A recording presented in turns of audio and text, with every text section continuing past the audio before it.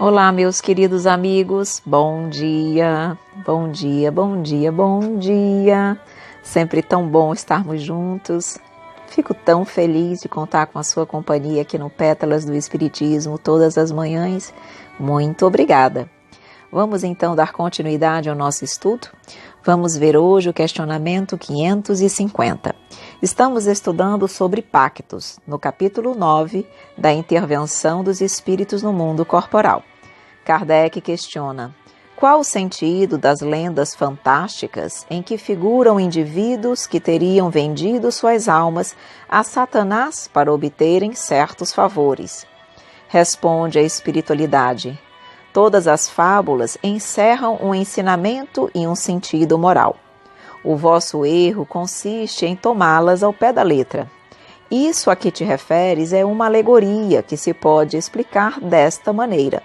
Aquele que chama em seu auxílio os espíritos para deles obter riquezas ou qualquer outro favor, rebela-se contra a providência. Renuncia à missão que recebeu e às provas que lhe cumpre suportar neste mundo. Sofrerá na vida eterna as consequências desse ato.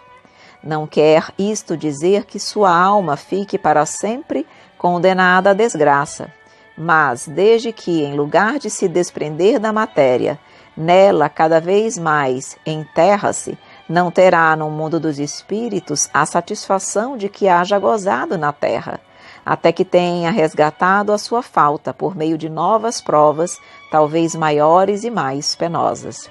Coloca-se, por amor dos gozos materiais, na dependência dos espíritos impuros. Estabelece-se assim tacitamente entre eles e o delinquente um pacto que o leva à sua perda, mas que lhe será sempre fácil romper, se o quiser firmemente, granjeando a assistência dos bons espíritos. Mais uma vez, Kardec nos deixa claro, na realidade, Kardec não, a espiritualidade nos deixa aqui muito claro que, na verdade, tudo é sintonia, como nós já dissemos inúmeras vezes.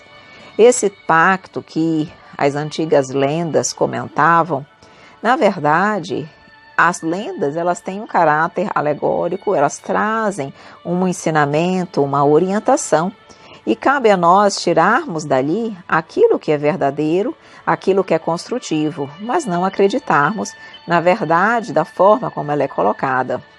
Então, os pactos, se é que eles existem, não decorrem, digamos assim, de um acerto claro entre espíritos encarnados e desencarnados, mas da sintonia que estabelecem e pelo fato de estarem, digamos assim, num processo de auxílio, vamos colocar entre aspas, atuação mútua, no sentido de que os encarnados atuam para ajudarem os desencarnados e os desencarnados também atuam dentro das suas limitações para ajudar os encarnados. Só que essas ajudas, muitas vezes, são nefastas, são infelizes.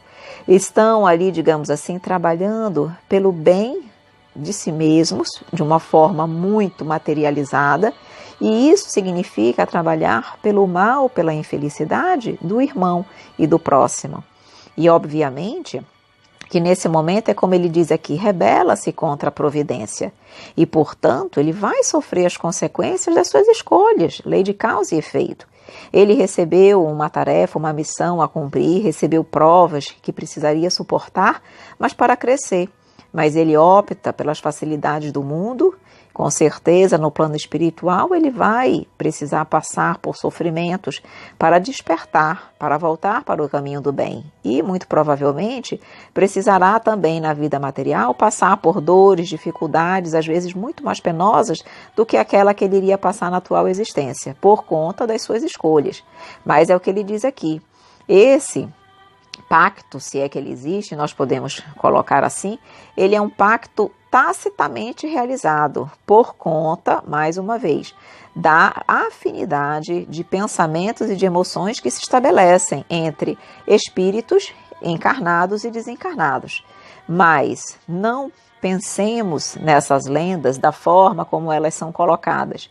Não existe, da forma como se pensa, esse pacto entre encarnados e desencarnados. E é exatamente sobre o título aqui, Vender a Alma, que Miramês vai conversar conosco. Então ele diz, certamente que não podemos vender a alma nem nos vender a ninguém. Esse não é o sentido real do assunto. Como podemos nos vender se o espírito que compra está destinado ao despertamento espiritual como todos os demais? As coisas espirituais não se compram nem se vendem, tudo pertence a Deus que criou todas as coisas. Então aqui Miramês, o espírito Miramês, já nesse primeiro parágrafo, já deixa, na realidade, o assunto muito claro, muito óbvio e muito lógico. As coisas do espírito não se compram nem se vendem. Tudo pertence a Deus que criou as coisas. Logo, eu não tenho como vender a minha alma ao espírito ou a algum espírito. Vender a minha alma a ninguém, na verdade, porque ela não é, a minha alma, a nossa alma, não é algo que se venda.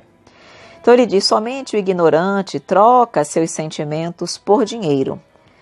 Se queres ter ouro em caixa, é bom e justo que trabalhes. O trabalhador, diz o Evangelho, é digno do seu salário. Quem vende o que não é seu, será marcado de modo a responder em outra vida pelas consequências nefandas do seu ato indigno. Já foi citado em outra página o ensino de Jesus sobre isso, o qual podemos repetir. Procurai primeiro o reino de Deus e a sua justiça, que tudo mais virá por acréscimo de misericórdia.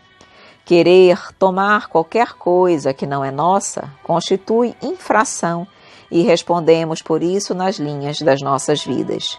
Cumpre a todas as criaturas ascender para a luz com os seus próprios esforços. Lutar com meta definida é o nosso dever. Lutar não fora de nós é a meta mais acertada na vida. Vejamos o que falou o apóstolo Paulo referindo-se a este assunto. Assim como tu, também eu, não sem meta. Assim luto, não como desferindo golpes no ar. Coríntios 1, capítulo 9, versículo 26. Paulo, apóstolo dos gentios, se referia às lutas internas, como era de seu costume, antes de encontrar o Cristo no caminho de Damasco. É a guerra que tanto dizemos, a guerra por dentro, as lutas com nós mesmos. E é a luta, na realidade, a guerra mais difícil, nunca com o outro, mas comigo. Porque, na verdade, se eu vencer a mim mesma, as minhas imperfeições, os meus vícios, eu cresço. Eu caminho, eu chego até o Pai, eu serei feliz, eu serei perfeita.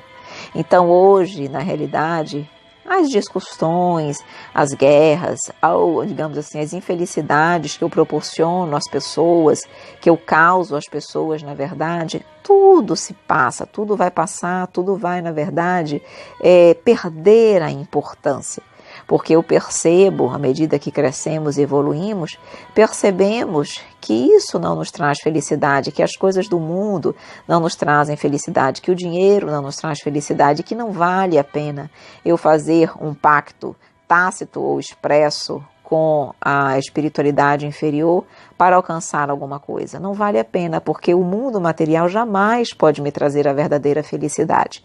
Então, eu posso, sim, me ligar a espíritos pela afinidade de pensamentos, positivos ou negativos. Posso.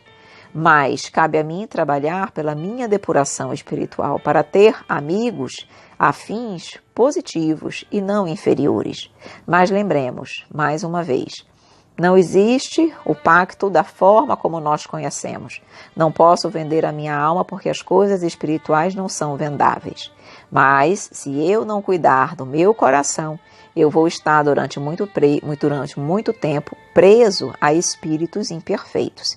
E é aí que precisamos trabalhar. Todas as fábulas carregam em sua estrutura, algo de verdade. A venda da alma deve ser o empenho que temos com o Pai de conquistar a nós mesmos em todos os rumos da vida. Nos comprar a nós mesmos pelo trabalho dedicado ao próximo, pela caridade e pelo amor sem distinção. Empenhar a nossa vida no bem coletivo. Ajuntar experiências no celeiro espiritual onde não falte a força da fraternidade e da compreensão.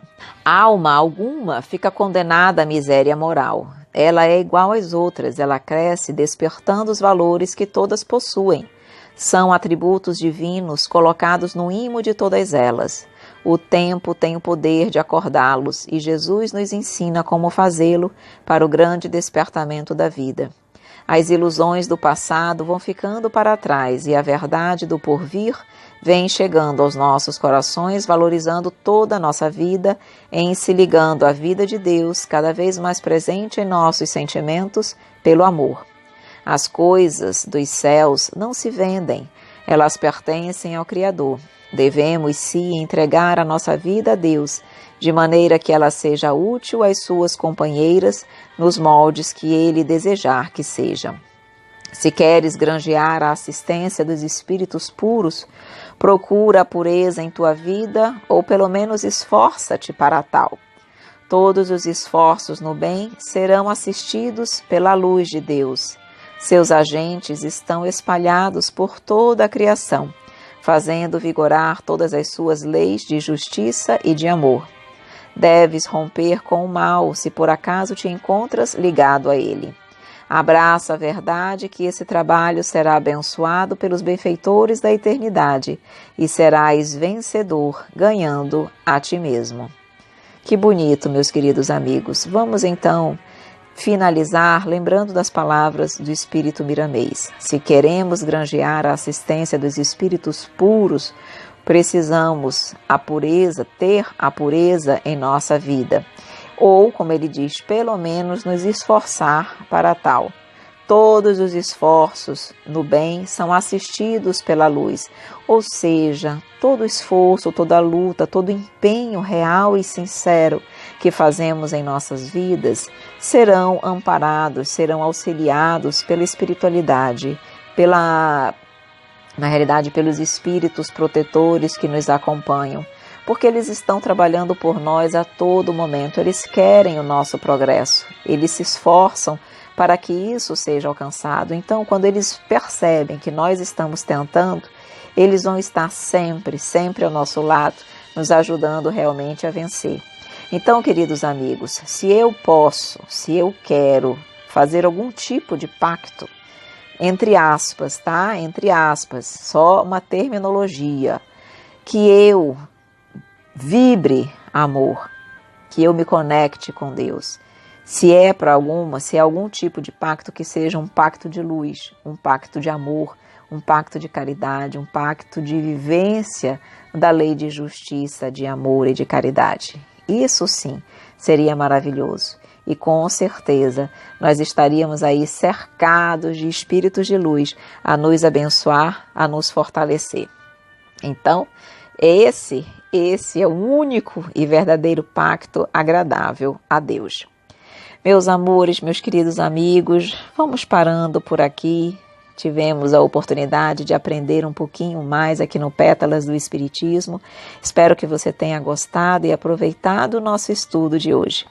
Desejo um dia maravilhoso para você, com muitas coisas boas, repleto de positividade, de alegria, de luz, de paz. E caso você esteja ouvindo as nossas pétalas, mas ainda não faça parte da nossa lista de transmissão, envie-nos uma mensagem para o número 92 do DDD 991919595. Um grande abraço, meus queridos amigos, e até amanhã.